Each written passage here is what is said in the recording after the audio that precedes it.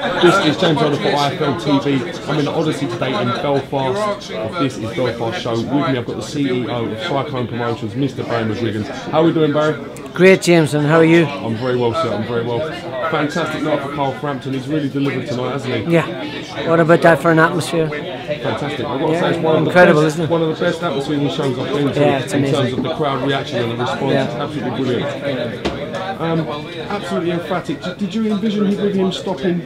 No, in fairness, I didn't expect him to stop him so early, but I know that he's got the power to knock anybody out if he hits them clean. And you know, in fairness, Kizara's, I don't know how he ever made light flyweight, but he's come up to super flyweight and then come up to super bantam, and he's unbeaten as a super bantam until tonight. But nobody's ever done that to him in his entire career.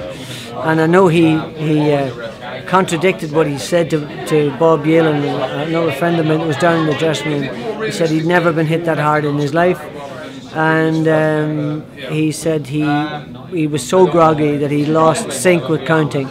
I know that he complained about that he could have continued.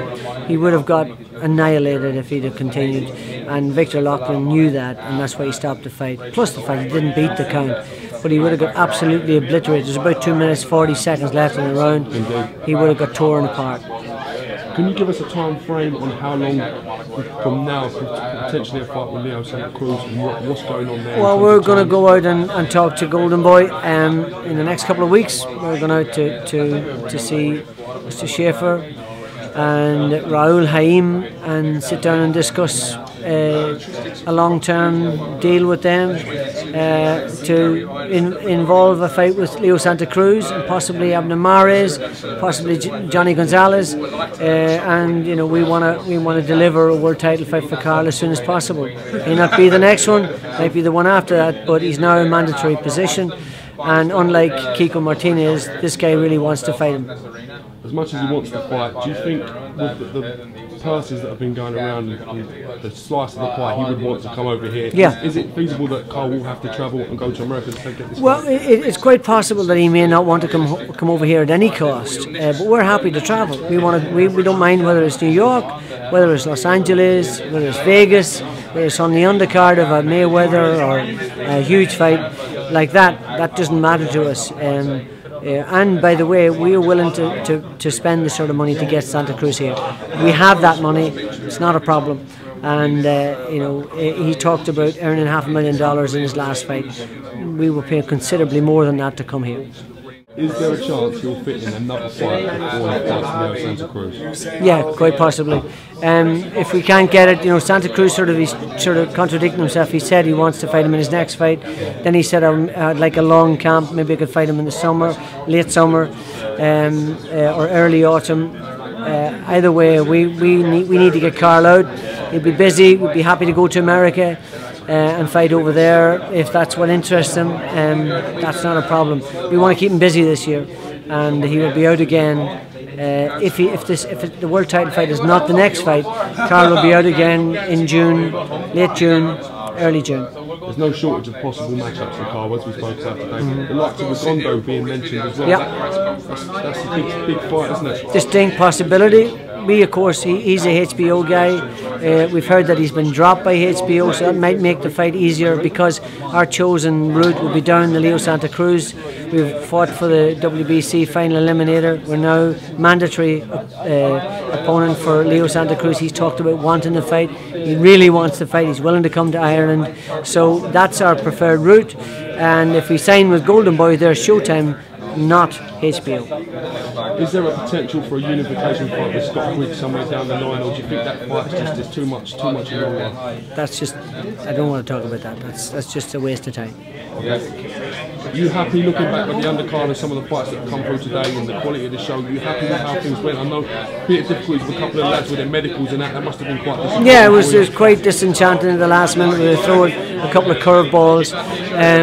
Malcolm McCullough's original opponent didn't pass his medicals, and we didn't get it until the last moment. We tried to move things around a bit, which is a bit difficult, but we got Marco a fight.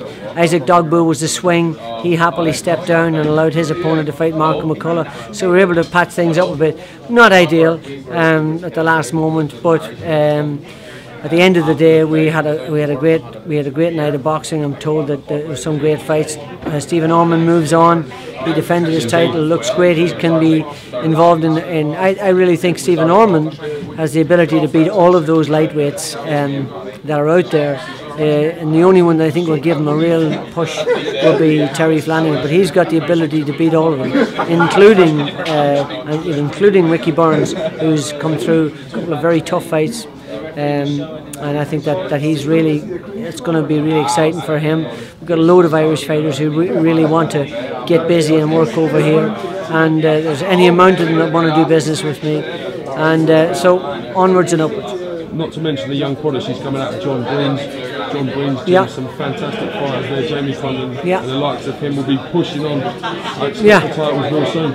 Absolutely. Well, Jamie Conlon looked good tonight. He was badly cut, so it'll put him on the back burner for a while. But we want to get. Clash, wasn't it? I didn't see it, but I heard it was a head clash. So we want to get him out again soon. We're talking about a smaller show in May. And you know, headlining that with Mark McGuigan, would that be right? Well, pardon? Will he be headlining that? Well, we would be headlining with Mark McCullough definitely. The fact that Jamie is cut depends how bad the cut is. He might be okay to go out himself again in May.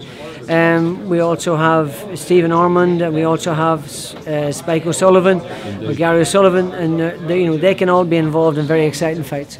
Conrad Cummins as well, last word on him, very, very interesting prospect. Conrad Cummins is a work in progress, but he looked much better tonight than he did in his pro debut. He's listening and learning. He's a very hard puncher, he's a very hard worker, and I think we're just scratching the surface with him. He's going to be, John Ryder, Billy Joe Saunders, Chris Eubank Jr., all you guys watch out, this kid's coming after you. Barry, I want to thank you for looking after me today and giving me a bit of Thanks, time. James. Sorry about the bit of a hiccup yesterday. No, these things happen. We're all under immense pressure, as we all know. And as I said, I'm glad we can work through things. Thank you for your time, sir, and I much appreciate it. Take care.